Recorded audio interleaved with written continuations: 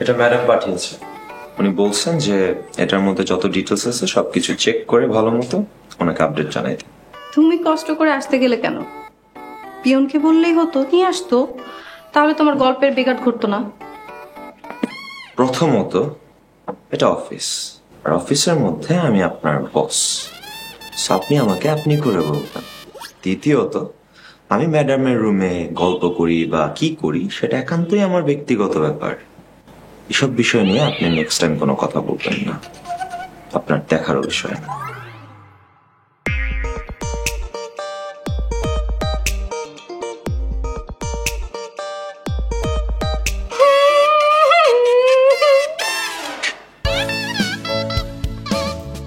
আচ্ছা ঠিক আছে, তুই তুই তাড়াতাড়ি বাসায় আসিস বাবা, তাড়াতাড়ি চলে আস।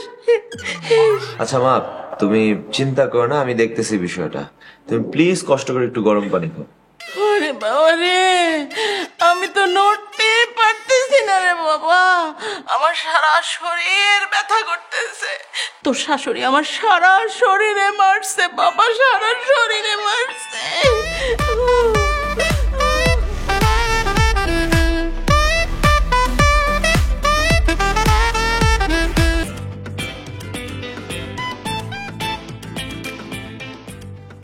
ও, তুমি আসছো, ভালো হয়েছে তুমি আসছো। তোমার সাথে আমার কিছু বোঝাপড়া আছে। তোমার সাথেও আমার বোঝাপড়া আছে। এই, তোমার এই বোঝাপড়া শোনার আমার কোনো টাইম নেই, আমারটা আগে শুনবা। তোমারটা কি শুনবো? হ্যাঁ, তুমি আগে আমার কথার উত্তর দাও। তোমার মা কি শুরু করছে এগুলা বলো তো? আমার মা কি শুরু করছে মানে? তোমার মা কি শুরু করছে সেটা আগে বলো। তোমার মা কোন সাহসে আমার মায়ের গায়ের উপর হাত তোলে? আমার মা তোমার মাকে মারে নাই, বরং তোমার মা আমার মায়ের গায়ে হাত দিছে।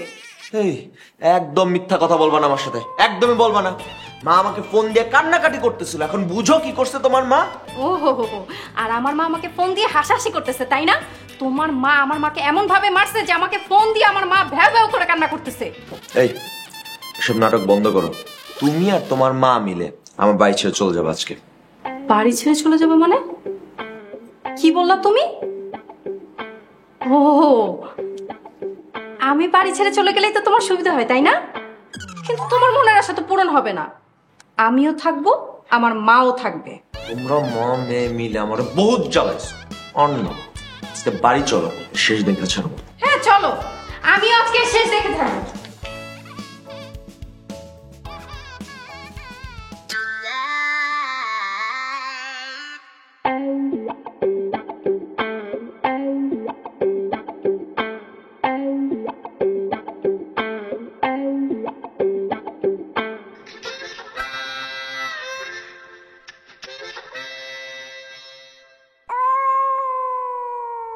আপনারা দুজন আমার সাথে এখনই দেখা করুন। আপনারা কি দেখছেন? যে যার কাজ করেন।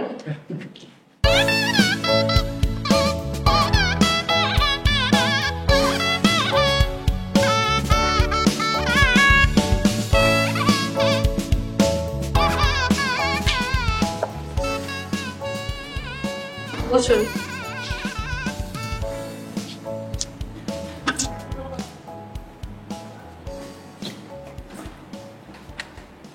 আপনি দাঁড়িয়ে আছেন কেন? বসুন।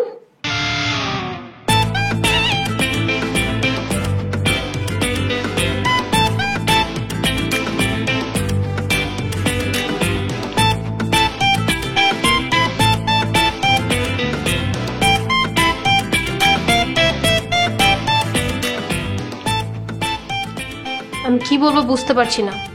আপনারাই বলুন আমার কি বলা উচিত। কি ব্যাপার শায়লা, আপনার সমস্যা কি বলুন তো? আমার আবার কি সমস্যা হবে ম্যাডাম? আপনি বরং শেফ স্যারকে জিজ্ঞাসা করুন। আমার তো মনে হচ্ছে আপনার মানসিক সমস্যা আছে, এটা আপনি বুঝেন? মানসিক সমস্যা, মানসিক সমস্যা ছিল, বুঝেছি। কি বলছেন? জোরে বুঝিয়ে বলেন। কিছু না ম্যাডাম। দেখুন শোয়েব, আপনাদের কারণে যে আমাদের অফিসের পরিবেশ নষ্ট হচ্ছে, এটা কি আপনারা বুঝেন? বোঝেন আপনারা? জি ম্যাডাম, বুঝি। বুঝেনি যেহেতু, তাহলে প্রায় এরকম বাইরের প্রসঙ্গ নিয়ে কেন ঝগড়া করেন আপনারা?